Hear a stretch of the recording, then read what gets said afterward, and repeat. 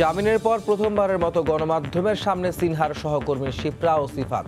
সত্য বলার জন্য চাইলেন সময়, কক্সবাজারে জিজ্ঞাসাবাদ করবে র্যাব। আমি সবাইকে আপনাদেরকে ধন্যবাদ দিই যে একটা দেশের সুন্দর একটা পরিবর্তন আমরাই আনবো, আপনারাই আনবেন। বিচার চেয়ে অশ্রু সজল মায়ের আকুতি। দেশকে বিশ্বের বুকে তুলে ধরতেই সেনাবাহিনীর চাকরি ছেড়ে তথ্যচিত্র বানাতেন মেজর সিনহা। বন্দুকযুদ্ধের নাটক সাজিয়ে হত্যার অভিযোগে ওসি প্রদীপের বিরুদ্ধে রিট হয় ৩ বছর আগেই। তৎকালীন আইজিপির আবেদনে দাখিল হয়নি এফআইআর। স্বাস্থ্য অধিদপ্তরের নিয়মিত বুলেটিন সাময়িক বন্ধ। সোডিয়াম ক্লোরাইড স্যালাইন উৎপাদনকারী একমাত্র প্রতিষ্ঠানও বন্ধ। মন্ত্রণালয়ের অদক্ষতাকে দুষলেন বিশেষজ্ঞরা। এবং স্বাভাবিকের তুলনায় বিমান চলাচল কম হলেও টিকিটের চাহিদা আকাশচুম্বী। এয়ারলাইন্সগুলোর বিরুদ্ধে 2 থেকে 3 গুণ বাড়তি দাম রাখার অভিযোগ।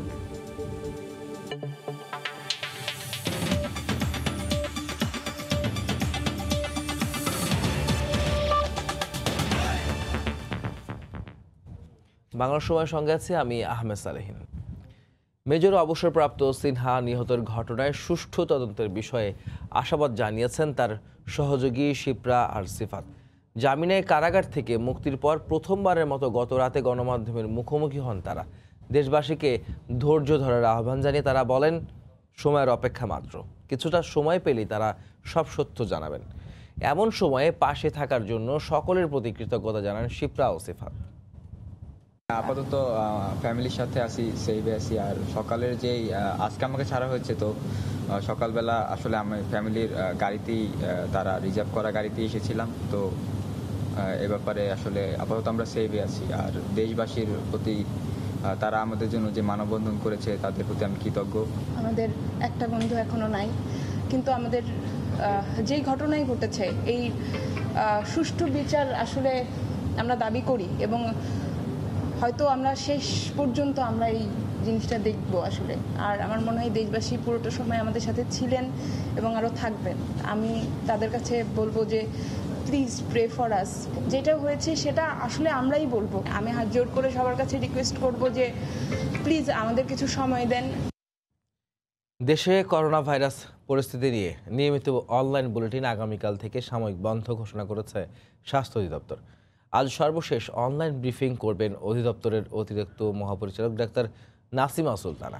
গতরাতে সময় সংবাদকে এ তথ্য জানিয়েছেন স্বাস্থ্য অধিদপ্তরের মহাপরিচালক অধ্যাপক ডাক্তার আবুল বাশার। অনলাইন বুলেটিনের পরিবর্তে এখন থেকে প্রতিদিন নির্দিষ্ট সময় গণমাধ্যমে সংবাদ বিজ্ঞপ্তি পাঠানো হবে বলেও জানান তিনি। এছাড়া অনলাইন মাধ্যমগুলো কাজে লাগিয়ে নিয়মিত তথ্য দেয়া এবং পত্রিকায় বিজ্ঞাপন ও টেলিভিশনে স্ক্রলের ব্যবস্থা করা হবে বলে জানান ডাক্তার আবুল বাশার। কোনো বিকল্প ব্যবস্থা না করে মুমূর্ষু রোগীর জন্য খুবই গুরুত্বপূর্ণ 3% সোডিয়াম ক্লোরাইড স্যালাইন উৎপাদনকারী একমাত্র প্রতিষ্ঠান আইপিএইচ বন্ধ করেছে ওষুধ প্রশাসন অধিদপ্তর। অথচ সরকারি হাসপাতালে স্যালাইনের বড় যোগানদাতা এটি। বিশেষজ্ঞরা বলছেন, মন্ত্রণালয়ের অদক্ষতা আর নজরদারির অভাবেই এই প্রতিষ্ঠানের এমন পরিণতি। স্বাধীনতার পর থেকেই দেশের আইভি ফ্লুইড বা স্যালাইনের বড় যোগানদাতা জনস্বাস্থ্য ইনস্টিটিউট আইপিএইচ। সরকারি হাসপাতালে নির্দিষ্ট এই স্যালাইনের বড় অংশের সরবরাহকারী এই প্রতিষ্ঠান। আর মুমূর্ষু রোগীদের জন্য অত্যাবশ্যকীয় 3% সোডিয়াম ক্লোরাইডের একমাত্র যোগানদাতা আইপিএইচ। অথচ ঝুঁকিপূর্ণ কারখানা, অস্বাস্থ্যকর পরিবেশ, অদক্ষ জনবল সহ নানা কারণ দেখিয়ে গত 15 জুন বন্ধ করে দেয়া হয় দেশের একমাত্র সরকারি জৈব ঔষধ উৎপাদনকারী প্রতিষ্ঠানটি। আর এজন্য প্রতিষ্ঠানটির কর্তা ব্যক্তিদের অবহেলাকেই দুষছেন ঔষধ প্রশাসন। কারণ দর্শন নোটিশের জবাবটা আমরা সেই প্রতিষ্ঠান থেকে পাইনি, যেহেতু মানসম্মত ঔষধ উৎপাদন ও মান নিয়ন্ত্রণের তার সেই ব্যবস্থা নাই, সেজন্য আমরা সেটা বন্ধ করে দিয়েছি। এদিকে ঔষধ প্রশাসন বেশ কিছু বেসরকারি প্রতিষ্ঠান থেকে প্রয়োজনীয় স্যালাইন নেওয়ার নির্দেশনা দিলেও 3% সোডিয়াম ক্লোরাইড স্যালাইন পাওয়া নিয়ে সংশয় হাসপাতাল কর্তৃপক্ষের। 0.3% সোডিয়াম ক্লোরাইড এটা অত্যন্ত ঝুঁকিপূর্ণ। রোগীদের স্যালাইনটি যদি না দেওয়া হয় অনেক সময় মৃত্যুর ঝুঁকি থাকে অনেক বেশি। এইটি আমাদের আইপিএস থেকে সাপ্লাই দেওয়া হতো। এটা বাইরে 2-1টি কোম্পানির হয়তো 3% সোডিয়াম ক্লোরাইড এটা থাকতে পারে, কিন্তু খুব একটা আমরা কোনো জায়গায় আমরা পাই না। 2019-এর জুলাই থেকে 2020-এর 15 জুন পর্যন্ত দেশের 119টি সরকারি হাসপাতালে 8,58,500 ব্যাগ স্যালাইন সরবরাহ করেছে আইপিএস। বিকল্প ব্যবস্থা না করেই এমন একটি প্রতিষ্ঠান বন্ধ করে দেয়া ঠিক হয়নি বলছেন বিশেষজ্ঞরা। দেশের একটা প্রতিষ্ঠান চোখের সামনে এরকম ভাবে জরাজীর্ণ হয়ে গেল, এটা তো মন্ত্রণালয়েরই অধীনে একটা প্রতিষ্ঠান, সুতরাং মন্ত্রণালয় অবশ্যই এই দায় এড়াইতে পারে না, এবং এই দায়টা সুনির্দিষ্টভাবে কার সেটা আসলে খুঁজে বের করা দরকার। এখনো প্রায় 50,000 ব্যাগ স্যালাইন মজুদ থাকলেও তা সরবরাহের অনুমতি পায়নি আইপিএইচ। যদিও দফায় দফায় নোটিশ পেলেও কারখানা সংস্কারে কেন উদ্যোগ নেওয়া হয়নি সে বিষয়ে কথা বলতে রাজি হয়নি কর্তৃপক্ষ। রাশেদ লিমন, সময় সংবাদ, ঢাকা। দেশে বন্যা আরও দীর্ঘস্থায়ী হলেও পুনর্বাসনে যাতে সমস্যা না হয়, সংশ্লিষ্ট সবাইকে সে বিষয়ে প্রস্তুতির নির্দেশ দিয়েছেন প্রধানমন্ত্রী শেখ হাসিনা। এছাড়া করোনার সংক্রমণ রোধে মাস্ক পরা, তদারকিতে ভ্রাম্যমাণ আদালত পরিচালনারও তাগিদ দেন তিনি। গতকাল সকালে মন্ত্রিসভার নিয়মিত বৈঠকে এই নির্দেশনা দেন তিনি। সকাল 10:30টায় সরকারের নীতি নির্ধারণী সর্বোচ্চ ফোরামের বৈঠক শুরু হয়। গণভবন থেকে ভিডিও কনফারেন্সে সভাপতিত্ব করেন সরকার প্রধান। সভায় চলচ্চিত্র শিল্পীদের আর্থিক সহায়তা সহ তাদের সার্বিক কল্যাণে বাংলাদেশ চলচ্চিত্র শিল্পী কল্যাণ ট্রাস্ট আইন 2020-এর খসড়ায় নীতিগত অনুমোদন দেওয়া হয়েছে। বৈঠক শেষে সচিবালয়ে মন্ত্রিপরিষদ সচিব ব্রিফ করেন।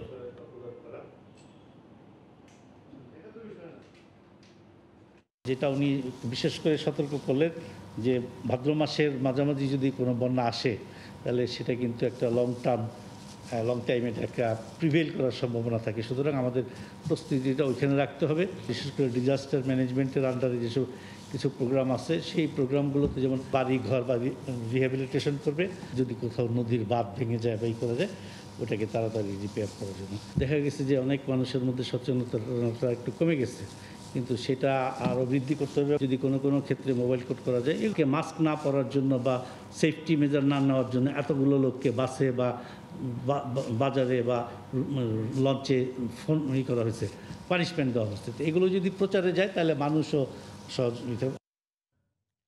বন্যার পর আগ্রাসী ব্রহ্মপুত্র গিলে ফেলেছে একের পর এক স্থাপনা। গতকাল সকালে মাত্র 10 মিনিটেই গাইবান্ধার কামারজানি এলাকায় বিলীন হয় 10টি বাড়িঘর ও গাছপালা। ভয়াবহ ভাঙনের মোবাইলে ধারণকৃত কিছু ভিডিও সময় সংবাদের হাতে এসেছে।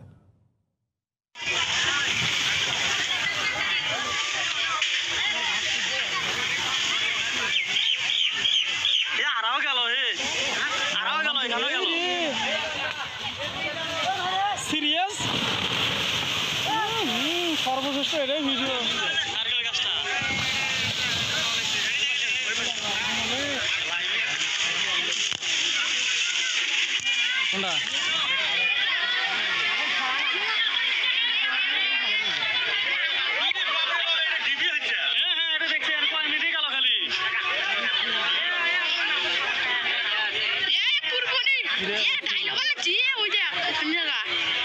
নদী আজকের ভয়াবহ ভাঙন।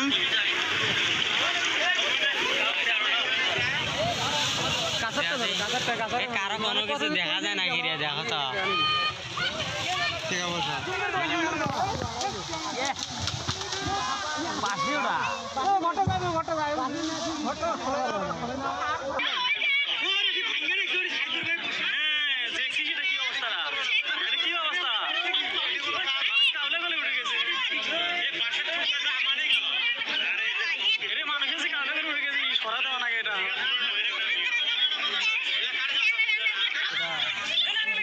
চলে গেছে জিনিসপত্র, একটা জিনিসও পাই। ওই পুরপুরি উঠিয়ে ঢেউ আসিয়ে সম্পূর্ণ ঘরগুলো ভাসে নিয়ে যায়। আমরা কিচ্ছু ইলিপ টিলিপ আমরা কিছু চাই না, আমরা কাজ চাই। আমার সর্বহারা হয়ে গেছি, আমার কিছু নাই, আমি পথের ভিখারি। স্বাভাবিকের তুলনায় একেবারে কম বিমান চলাচল, কিন্তু টিকিটের চাহিদা আকাশচুম্বী। এতে চরম দুর্ভোগের মুখে চট্টগ্রামের প্রবাসীরা। নানা কাঠ ঘর পুড়িয়েও মিলছে না কাঙ্ক্ষিত টিকিট। এই সুযোগে 2 থেকে 3 গুণ টিকিটের বাড়তি দাম রাখছে এয়ারলাইন্সগুলো। মধ্যপ্রাচ্যের দেশ বাহরাইন যাওয়ার 40,000 টাকার টিকিট 1,40,000ও মিলছে না। একইভাবে অন্যান্য গন্তব্যের বিমান টিকিটের দামও চড়া। বিস্তারিত জানছেন কমল দে। করোনাকালীন সময়ে ছুটি কাটাতে দেশে আসা প্রবাসীদের দুর্ভোগ থেকে যেন মুক্তি মিলছে না। একদিকে 72 ঘন্টার মধ্যে করোনা নেগেটিভ প্রতিবেদন জোগাড়, এখন তার সাথে যুক্ত হয়েছে চাহিদা অনুযায়ী যাত্রার বিমান টিকিট না পাওয়া, আবার দেন দরবার করে টিকিট পাওয়া গেল দাম আকাশ ছোঁয়া।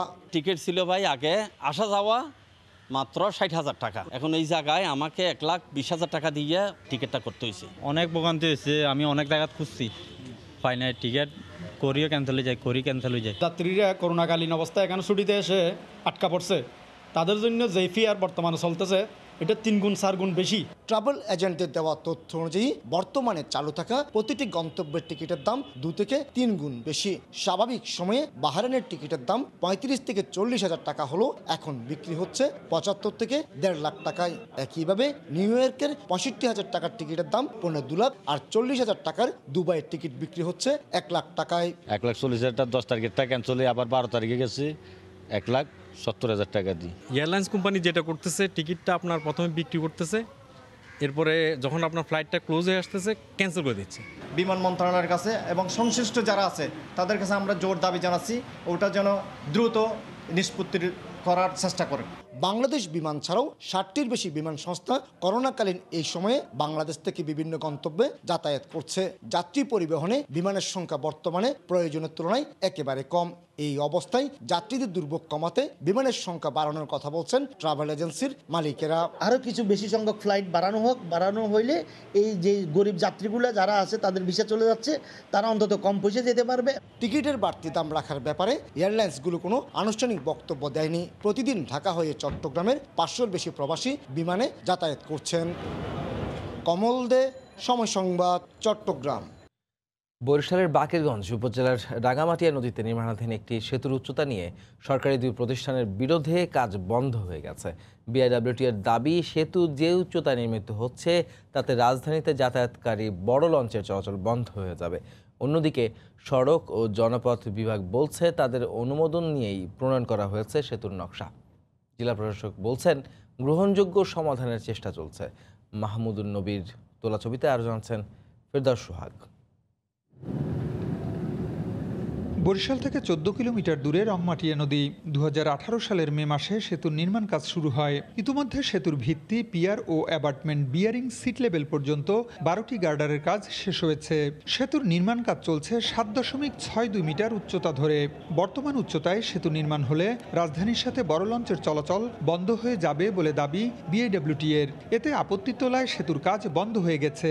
40 ফিট উচ্চতায় নির্মাণ করার জন্য আমরা লিখিতভাবে কর্তৃপক্ষকে জানিয়েছি, অন্যথায় এই রুটে ঢাকার সাথে যোগাযোগকারী নৌপথগুলো চলাচল বন্ধ হয়ে যেত। তবে সড়ক ও জনপথ বিভাগের দাবি, বিআইডব্লিউটি এর সম্মতি নিয়েই সেতুর নকশা করা হয়। পাশেই এলডিডির একটি বিদ্যমান সেতু রয়েছে 7.62 metre height, highest flood level থেকে, এবং সেখানে লঞ্চ চলাচল সম উচ্চতায় হচ্ছে। সেক্ষেত্রে বিদ্যমান যে 2টি লঞ্চ চলে সেক্ষেত্রে তেমন বিঘ্ন ঘটবে বলে আমি মনে করি না। এ ব্যাপারে সুষ্ঠু সমাধানের চেষ্টা চলছে বলে জানালেন জেলা প্রশাসক। এখানকার ডিজাইন চেঞ্জ করে আমরা ব্রিজটি শেষ করব, কিন্তু ব্রিজের কাজটিও থাকতে হবে এবং নদীপথও কিন্তু গতিশীল থাকতে হবে। বিআইডব্লিউটি বলছে বড় লঞ্চ চলাচলে সেতুর উচ্চতা দরকার 12.20 মিটার। 283 মিটার দীর্ঘ ও 10.25 মিটার প্রস্থের সেতুর নির্মাণ ব্যয় ধরা হয়েছে 23.67 লাখ টাকা। ফেরদাউস সোহাগ, সময় সংবাদ, বরিশাল। রংপুরে নদী থেকে অবৈধভাবে বালু উত্তোলন করায় ভূমিধস দেখা দিয়েছে। এতে নষ্ট হয়ে গেছে বিস্তীর্ণ এলাকার ফসলি জমি, ভেঙে গেছে একটি পাকা রাস্তার একাংশ। এলাকাবাসী জানান, রংপুর সদর উপজেলার পাগলাপীর এলাকায় নিষেধাজ্ঞা উপেক্ষা করে নদী থেকে বালু উত্তোলন করা হচ্ছে বেশ কিছুদিন ধরে। সম্প্রতি নদীর পাশের বিশাল আকারের একটি পুকুরও খনন করা হয়। এই অবস্থায় কয়েকদিনের টানা বৃষ্টিতে গত 29শে জুলাই ওই এলাকায় ভূমিধসের সৃষ্টি হয়। এতে একটি রাস্তা ও কালভার্ট ভেঙে যায়। সেই সঙ্গে প্রবল বেগে পানির প্রবাহ সৃষ্টি হওয়ায় বেশ কিছু ফসলি জমি বিলীন হয়ে গেছে। বালু তোলার জন্য আমরা বাধা দিয়েছিলাম, তারপর আমাদের হুমকি টুমকি দিয়ে আমাদের একটা ওই মেশিনের বালু তোলা মেশিনের পাম হাড়া উল্লেখ তুলি দিয়ে মেশিন নুকি থইয়ে তারপরে আমাদের উপর কেস দেয়। নদী প্রচুর গভীর করার কারণে জমিটা আমাদের চলে যেতেছে। অবৈধ বালু উত্তোলনের ফলে আপনার নদীর ভূমির যে স্বাভাবিক যে ভূপ্রকৃতির যে বৈশিষ্ট্য, সেই বৈশিষ্ট্যগুলো নষ্ট হয়ে যায়। বালুমহল ঘোষণা করে শুধু সেখান থেকে বালু উত্তোলন যদি করা যায়, তাহলে যত্রতত্র বালু উত্তোলনের কারণে এই রকম কোনো ঘটনা আর ঘটবে না বলে আমি বিশ্বাস করি। দেখছেন বাংলা সময়। যৌক্তিক কোনো কারণ ছাড়াই দিনাজপুরের চালের বাজার আবারও অস্থিতিশীল হয়ে উঠছে। সপ্তাহের ব্যবধানে প্রকারভেদে সব ধরনের চাল কেজিতে 3 থেকে 4 টাকা বেড়েছে। এজন্য মিল মালিকদের সিন্ডিকেটকে দোষছেন পাইকার ও খুচরা বিক্রেতারা। তবে মিল মালিকরা বলছেন ধানের বাজারের সঙ্গে সঙ্গতি রেখেই চাল বিক্রি হচ্ছে। গোলাম নবী দুলালের পাঠানো তথ্য, মঞ্জিদ আলম শিমুলের তোলা ছবি নিয়ে রিপোর্ট। দিনাজপুরের বাজারে আবারও চালের দাম বেড়েছে। গত কয়েক মাসে সরবরাহের কোনো ঘাটতি না থাকলেও 4 দফা চালের মূল্য বৃদ্ধি পেয়েছে। এবার সপ্তাহ ব্যবধানে সব ধরনের চালের দাম 50 কেজির প্রতি বস্তায় বেড়েছে 150 থেকে 200 টাকা পর্যন্ত। চালের মূল্য বৃদ্ধির কারণ হিসেবে মিল মালিকদের সিন্ডিকেটকে দোষছেন পাইকার ও খুচরা বিক্রেতারা। ওরা বেশি দামে ধরে বিধায় আমাদের বেশি দামে বাড়াই দিতে হয়, আবার ওরা কমাই দিলে আমরা অটোমেটিক কমাই দিয়ে বিক্রি করি। পাইকারি বাজারের থেকে খুচরা বাজারে কেজি প্রতি আপনার 2 থেকে 3 টাকা বেশি হবে, কারণ এখান থেকে ওরা নিয়ে যায়, ওদের একটা কেজিং খরচ আছে। চাউলের যে দাম 2-3 টাকা করে বাড়ে গেছে কেজিতে, গরিব মানুষ কেমনে খাবো? মূল্য বৃদ্ধির কোনো যৌক্তিকতা খুঁজে পাচ্ছেন না জানিয়ে কৃষক নেতার দাবি সরকারি নজরদারির। প্রচুর পরিমাণে চাল স্টক করছে এবং এই চাল তারা অতিরিক্ত দামে বিক্রি করছে। অবিলম্বে এই দাম কমাতে হবে এবং মানুষের সাধ্যের মধ্যে, গরিব মানুষের সাধ্যের মধ্যে এই চাউল বিক্রি করতে হবে। অভিযোগ অস্বীকার করে চালকল মালিক গ্রুপের নেতা বলেন, ধানের বাজারের সঙ্গে সঙ্গতি রেখেই চাল বিক্রি করা হচ্ছে। যে হারে আমাদের মিলগুলোতে বেচা বিক্রি হতো সেভাবে বেচা বিক্রি হচ্ছে না, বরং চালের বাজারটি স্থিতিশীল আছে এবং একটু কমতির দিকেই আমরা মনে করতেছি। জেলায় বুড়ো মৌসুমে 1,71,000 হেক্টর জমিতে উৎপাদন হয়েছে 8 লাখ মেট্রিক টন চাল। আর খাদ্য বিভাগ এবার মিলারদের কাছ থেকে 91,700 মেট্রিক টন চাল কিনবে। সময় সংবাদ, দিনাজপুর। চামড়া খাতের মতোই রুগ্ন দশায় এ খাতের একমাত্র প্রতিষ্ঠান institute of leather engineering and টেকনোলজির। প্রতিষ্ঠানের ল্যাবে প্রয়োজনীয় যন্ত্রপাতি থাকলেও তা এখন মাকড়সা আর উইক পোকার দখলে। দক্ষ অপারেটরের অভাবেই কোটি টাকার যন্ত্রপাতি বিকল হওয়ার পথে বলে জানান সংশ্লিষ্টরা। সীমাবদ্ধতার কারণে দক্ষ লোক নিয়োগ দেওয়া সম্ভব হচ্ছে না বলে জানান প্রতিষ্ঠান প্রধান মামুন আবদুল্লাহ। রিপোর্ট। দেশের একমাত্র লেদার টেকনোলজি ইনস্টিটিউটের প্রধান ল্যাবরেটরি এটি। ভেতরের জীর্ণশীর্ণ অবস্থা দেখে মনে হতেই পারে যেন কোনো ভুতুরে বাড়িতে প্রবেশ করছেন আপনি। এখানকার টেকনিশিয়ানরাই বলছেন ভেতরে এমন কোটি টাকার যন্ত্রপাতি আছে যা প্রতিষ্ঠার 72 বছরেও এখন পর্যন্ত চালু করা সম্ভব হয়নি। ইনস্টিটিউটের 3টি বিভাগের ল্যাবের চিত্র একই রকম, কোনোটা মাকড়সা আবার কোনোটা দখলে নিয়েছে উই পোকা। কিছু যন্ত্রপাতির এমন অবস্থা যে তা পুনরায় সচল করা নিয়েও রয়েছে সংশয়। Tunnel dryer, vacuum dryer and toggle dryer, এই 3টা মেশিনে যেহেতু স্টিমের সাথে সংযুক্ত, তো স্টিম যেহেতু সাপ্লাই নাই, সেই কারণে 3টা মেশিনই এখন চলে না। দাম এক একটা 20 টাকার উপরে। প্রতিষ্ঠানের প্রবীণ টেকনিশিয়ানরা বলছেন ব্যবহারিকের তুলনায় তাত্ত্বিক বিষয়ে বেশি জোর দেয় এই অচলাবস্থা দেখা দিয়েছে।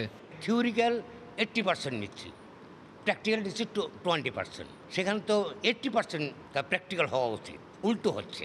আমাদের এখানে মেশিন অপারেটর আছে কয়েকজন, তারা মেশিন সম্বন্ধে কিছুই জানে না। নানা জটিলতায় দক্ষ টেকনিশিয়ান নিয়োগ দেওয়া সম্ভব হচ্ছে না বলে জানান প্রতিষ্ঠানের পরিচালক।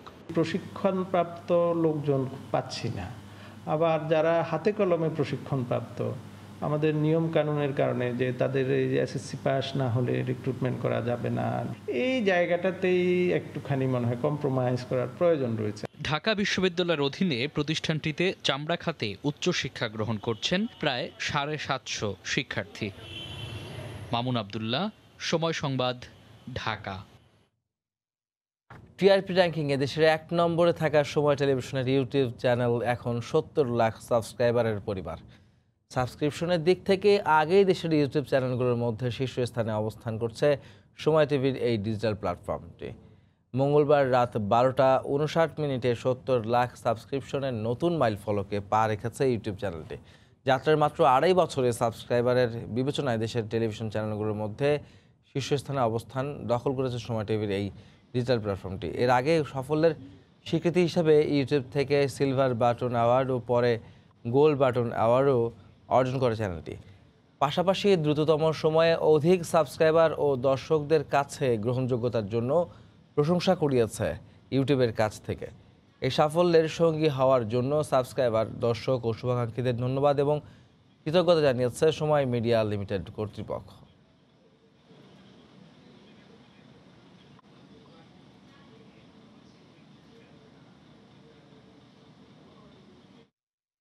ঝিনাইদহে একটি মাদ্রাসার বিরুদ্ধে মৌখিক পরীক্ষায় অর্থ আদায়ের অভিযোগ উঠেছে। শিক্ষার্থীদের অভিযোগ, গতকাল সকালে সিদ্দিকিয়া কামিল মাদ্রাসায় প্রথম ও দ্বিতীয় বর্ষের মৌখিক পরীক্ষা শুরু হয়। এ সময় প্রত্যেক শিক্ষার্থীর কাছ থেকে 400 টাকা আদায় করে অফিস কর্মচারী জাফর ও শিক্ষক মোমেন। এমনকি কেউ টাকা দিতে না চাইলে তার পরীক্ষা না নেওয়ারও অভিযোগ ওঠে। তবে এসব অভিযোগ অস্বীকার করেছে মাদ্রাসা কর্তৃপক্ষ।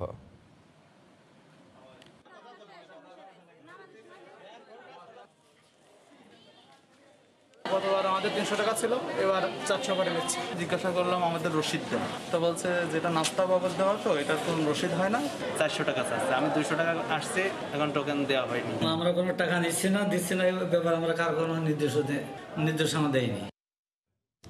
বাংলাদেশ টেলিকমিউনিকেশনস লিমিটেড BTCL এ ক্যাজুয়াল কর্মচারীদের চাকরি স্থায়ীকরণের দাবিতে ময়মনসিংহে মানববন্ধন হয়েছে। গতকাল দুপুরে বিভাগীয় অফিসের সামনে জড়ো হন BTCL এর কর্মচারীরা। এ সময় স্বচ্ছ তালিকার মাধ্যমে সারা দেশে কর্মরত ক্যাজুয়াল কর্মচারীদের চাকরি স্থায়ীকরণের দাবি জানান তারা। দাবি না মানলে কঠোর কর্মসূচি দেওয়ার হুঁশিয়ারি দেন বক্তারা।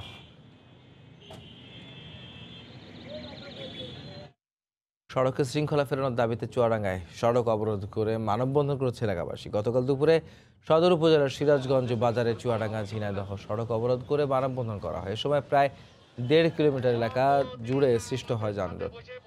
এক পর্যায়ে উপজেলা নির্বাহী কর্মকর্তার আশ্বাসে অবরোধ তুলে নেন তারা। পরে স্বাভাবিক হয় যান চলাচল।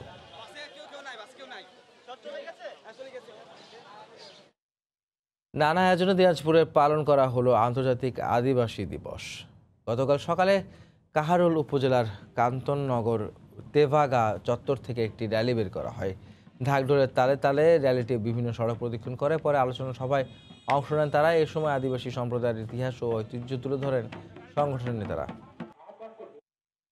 বাংলা সভায় শীর্ষ সংবাদ জানিয়ে দিচ্ছি আরেকবার।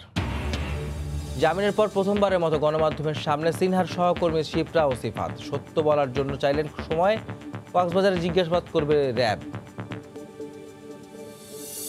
আমি সবাইকে আপনাদেরকে ধন্যবাদ দিই যে একটা দেশের সুন্দর একটা পরিবর্তন আমরাই আনবো, আপনারাই আনবেন।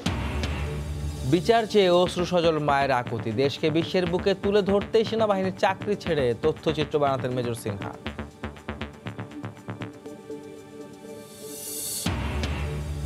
বন্দুক যুদ্ধের নাটক সাজিয়ে হত্যার অভিযোগে ওসির প্রদীপের বিরুদ্ধে রিট হয় 3 বছর আগেই। তৎকালীন আইজিপির আবেদনে দাখিল হয়নি FIR। স্বাস্থ্য অধিদপ্তরের নিয়মিত বুলেটিন সাময়িক বন্ধ। সোডিয়াম ক্লোরাইড স্যালাইন উৎপাদনকারীর একমাত্র প্রতিষ্ঠানও বন্ধ। মন্ত্রণালয়ের অদক্ষতাকে দুষছেন বিশেষজ্ঞরা। এবং স্বাভাবিকের তুলনায় বিমান চলাচল কম হলেও টিকিটের চাহিদা আকাশচুম্বী। এয়ারলাইন্সগুলোর বিরুদ্ধে 2 থেকে 3 গুণ বাড়তি দাম রাখার অভিযোগ। এই ছিল বাংলার সময়। যে কোনো খবর পেতে ভিজিট করুন সময়নিউজ.tv। আপনার মোবাইলে সময় সংবাদ দেখতে ও সব খবর পেতে ডাউনলোড করুন সময় অ্যাপ। সঙ্গেই থাকুন সময়ের।